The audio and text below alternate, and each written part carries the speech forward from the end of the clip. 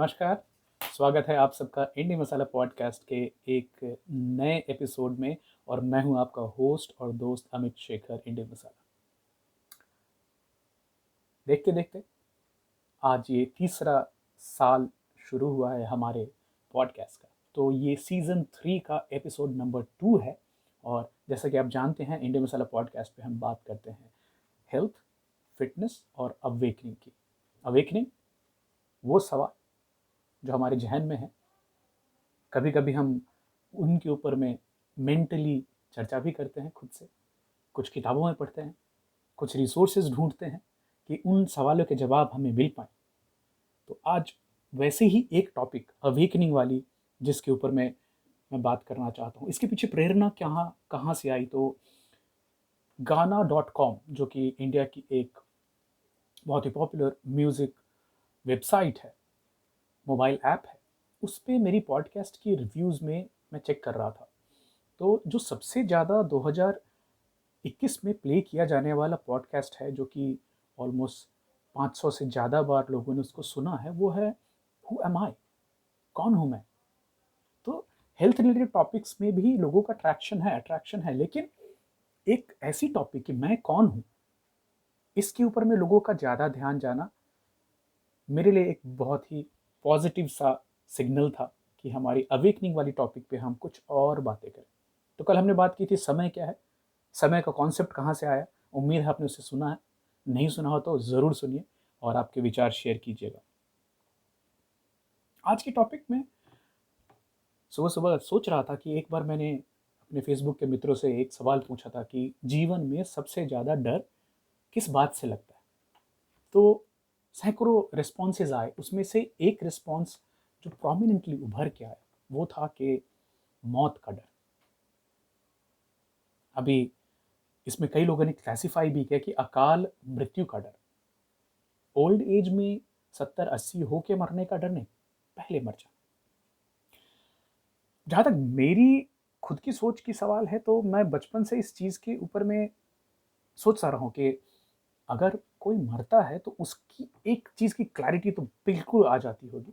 अगर हिंदू हैं तो उनको ये बिल्कुल समझ में आएगा कि यमराज सही में आते हैं लेने की, कुछ और कहानी है।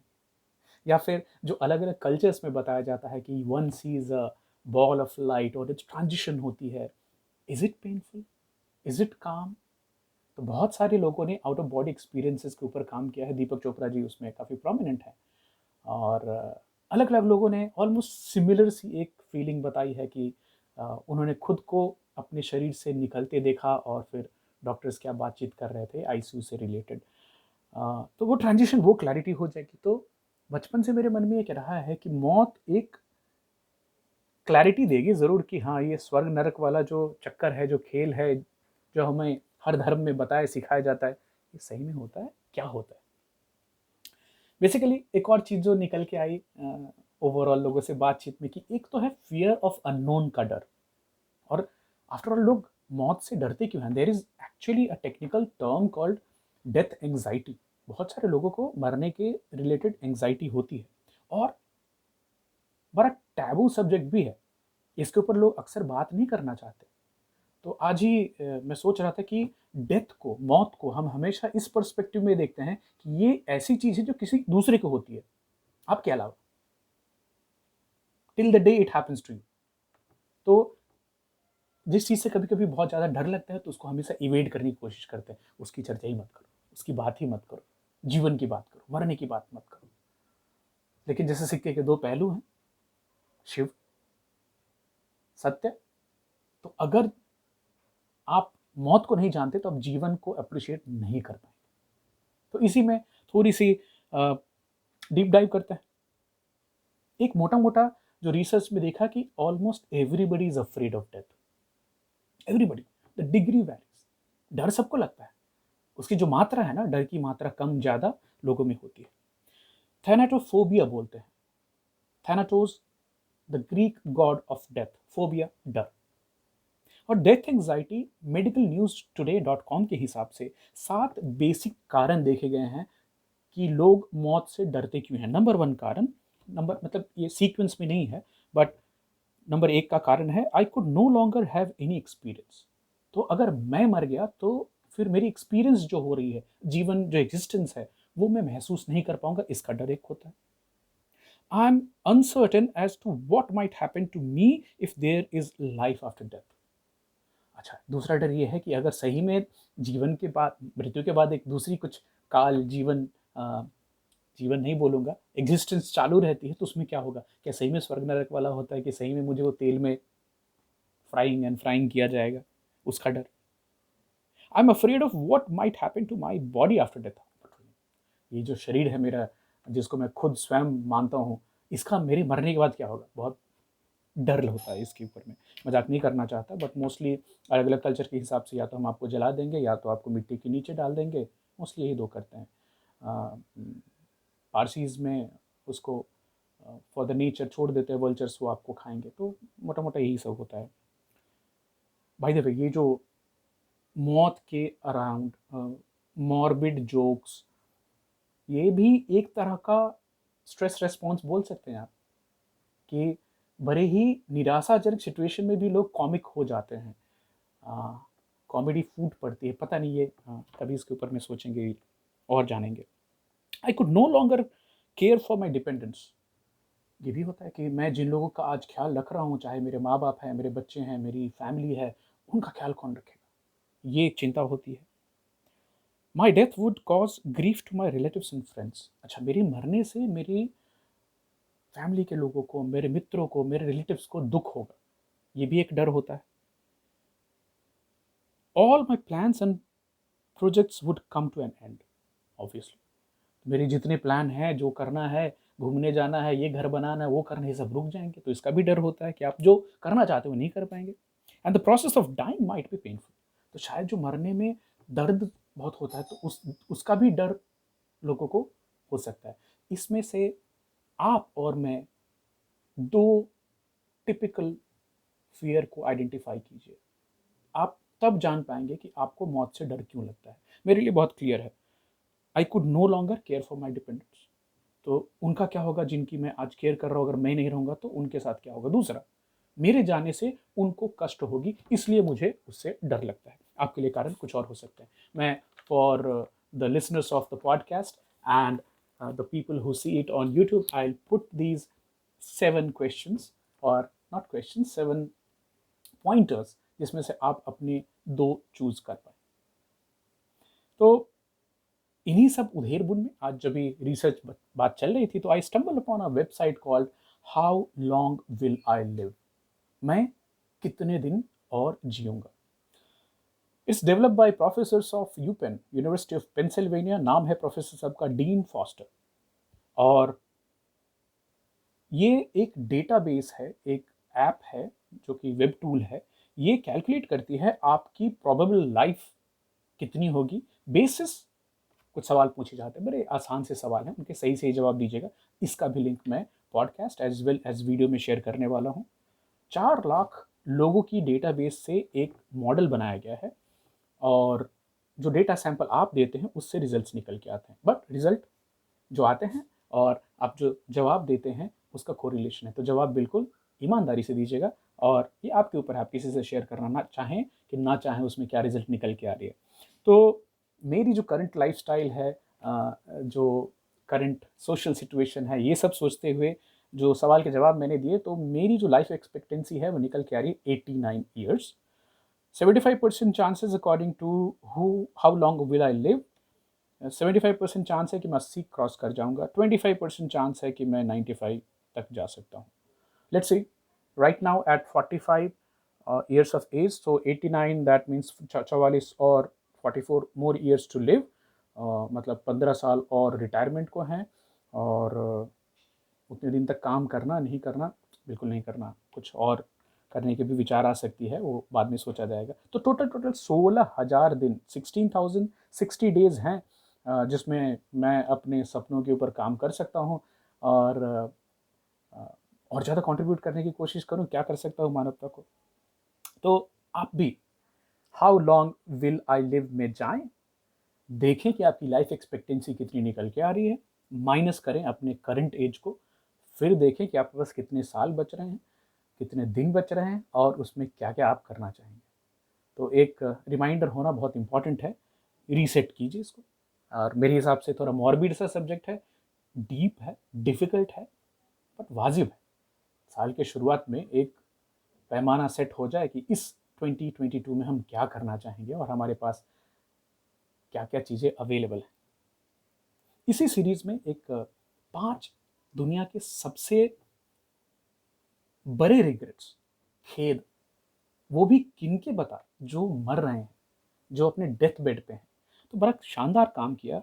ब्रॉनी वेयर नाम है, ऑस्ट्रेलियन नर्स हैं, इनका जिक्र हम पहले भी कर चुके हैं, जो काम करती हैं पैलिएटिव केयर में। उन्होंने कितने सालों तक काम किया है। पैलिएटिव केयर उन लोगों को जिनको डॉक्टर बोल देते हैं कि अभी इनका कुछ नहीं हो सकता, भगवान ही मालिक है, इनको घर पे लेके जाइए, देखिए कि इनको कम से कम तकलीफ हो। तो ऐसे लोगों को पेन किलर्स दे करके उनकी मौत का इंतज़ार वो भी करते हैं, फैमिली के लोग भी करते हैं और नर्सेज भी करते हैं। तो ये टिपिकली इन्होंने 50-60 से ज़्यादा लोगों के साथ उनके जीवन के आखिरी 3 से 12 सप्ताह, तो 21 दिन से लेकर के मोर देन 190 डेज़ भी उन्होंने स्पेंड किया।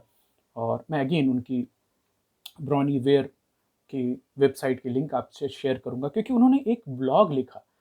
वो 5 क्या जो मेन एक्सपीरियंसेस हैं, खेद जो लोग प्रकट करते हैं जब भी वो मर रहे होते हैं, और वो इतनी पॉपुलर हुई कि बाद में उन्होंने किताब निकाली, the top 5 regrets of the dying. मरने वाले, मरनासन लोग के 5 सबसे बड़े जीवन रिलेटेड खेद क्या है। तो उनका बोलना ये भी है कि people grow a lot when they know that they are facing death. तो जिस दिन इंसान को ये रियलाइजेशन होती है कि मैं मरने वाला हूँ, तो वो सडनली बहुत सारी चीज़ें करना चाहता है, बहुत सारी चीज़ें, मैच्योरिटी बहुत जल्दी से आती है, और एक रियलाइजेशन की जिसको आप इनफाइनाइट मान के चल रहे थे वो इनफाइनाइट है नहीं, वो घंटी बज गई है। तो इसमें जो इमोशंस फील किए जाते हैं, स्टार्टिंग में डिनायल होती है, एंगर गुस्सा होता है, रिमोर्स होता है, खेद, और भी ज़्यादा डिनायल, और अल्टीमेटली एक शांति और एक्सेप्टेंस की, हाँ बस सही है, हो गया, अभी जाना है। तो उन्होंने ये बताया कि चाहे जितने भी खेद में, दुख में, गुस्से में जो लोग रहे हों अपने जीवन के रिलेटेड इवेंट से, मरते मरते अंत तक जाते जाते एक शांति आ ही जाती है, और आदमी उसको एक्सेप्ट कर लेता है कि हाँ अब ये पर्दा गिर रहा है। तो बहुत जल्दी बात करना चाहेंगे उन 5 रिग्रेट्स की जो लोग अक्सर बात करते हैं। उसमें नंबर 1 पे है, I wish I had the courage to live a life true to my self, not the life others expected of me. काश मैं अपनी ज़िंदगी अपने हिसाब से जी पाता, ना कि दूसरों की इच्छाएं पूरा करते करते या दूसरों के हिसाब से जीते जीते। So unfulfilled dreams, wrong choices made और नॉट मेड। तो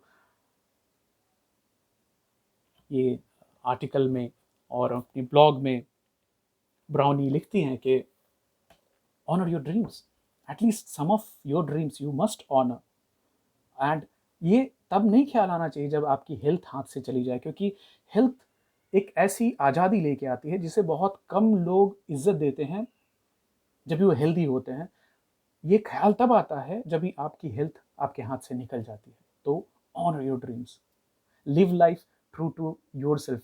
दूसरों की खुशी के लिए सब कुछ करना ज़रूरी नहीं है। Number 2, I wish I hadn't worked so hard. और ये अक्सर मर्द जो हैं, एवरी मेल पेशेंट सेड कि काश मैंने उतनी मेहनत नहीं की होती जितनी मैंने की, क्योंकि वो काम में, मेहनत में, वो घर के लिए रोटी लेके आने में, मैंने बच्चों का बचपन नहीं देखा, अपने पार्टनर का कंपेनियनशिप मुझे नहीं मिला।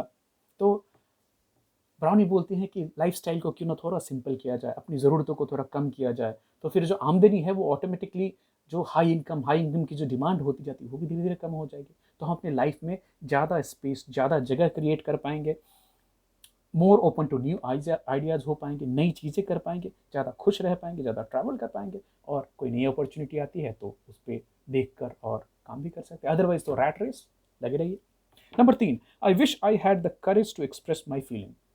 और ये जो मेरे आसपास में करीबी लोग हैं, खासकर मेरी धर्मपत्नी, उनको भी मैं बोलना चाहूँगी कि उनकी बहुत सारी फीलिंग्स वो सप्रेस करके रखती हैं, और खाली इसके पीछे यही है कि मन में जो भावना है किसी के प्रति, वो नहीं बोल पाना खाली इसलिए कि वो आदमी नाराज हो जाएगा ना। You are doing disservice to your self. तो अगर आपके अंदर में जो रिसेंटमेंट है, जो गुस्सा है, जो भावनाएँ उमड़ रही हैं, उनको आप रिलीज़ कीजिए, बताइए। अदरवाइज़ ये देखा गया है कि आप बहुत ज़्यादा अपनी फीलिंग्स को सप्रेस करेंगे तो एक तो आपकी मीडियोकर एक्जिस्टेंस हो जाती है, बहुत ही अ, खेद वाली ज़िंदगी होती है और बहुत ज़्यादा इंटेंस बिटरनेस और उसके रिलेटेड जो रिसेंटमेंट होती है, बहुत सारी बीमारियाँ कॉज़ करती है, स्ट्रेस कॉज़ करती हैं। तो टाइम फॉर ऑनेस्ट रिलेशनशिप। हो सकता है कुछ लोगों को आपका ये बदला हुआ स्वरूप इनिशियली बड़ा धक्का दे, उनको लगे कि लेकिन वहाँ से एक शुरुआत हो। तो मतलब एक दूसरी ज़िंदगी नहीं जीनी है, मन में कुछ और है, बोल कुछ और रहे हैं। नहीं, जिसे तकलीफ़ हुई उसको बताइए कि तुम्हारे इस व्यवहार से मुझे तकलीफ़ हुई। सो एक्सप्रेसिंग योर फीलिंग्स, आपकी जो भावनाएँ हैं, उनको सामने वाले को बताना बहुत इम्पोर्टेंट है। जिसके साथ हुआ, उससे बताना इम्पोर्टेंट है। यहाँ ट्रायंगुलेशन होने लगती है। आदमी तकलीफ़ ए से है, उसकी चर्चा बी से की जाती है, सी से की जाती है। बट ए को कभी पता नहीं चलता कि उसकी इस व्यवहार से इस इंसान को तकलीफ़ हुई। तो अपनी फीलिंग्स को एक्सप्रेस करें, मरने के दिन का इंतज़ार ना करें। Number 4, I wish I had stayed in touch with my friends. Oh, how so much important. Every dying man says that कि मैंने अपने दोस्तों पे उतना ध्यान नहीं दिया, उतना समय नहीं दिया और मरते समय अपने दोस्त बहुत याद आते हैं। तो start with getting in touch with your friends, lost friends. And thankfully Covid के दौरान हमारे पुराने स्कूल के दोस्त मित्र व्हाट्सएप ग्रुप पे आ गए, हम फेसबुक के थ्रू कनेक्टेड हैं और कोविड मैया का प्रकोप ना चला तो रीयूनियन के प्लान्स बन रहे हैं और मिलेंगे हम। तो childhood friends, school friends, golden friendship बहुत बहुत इंपॉर्टेंट है।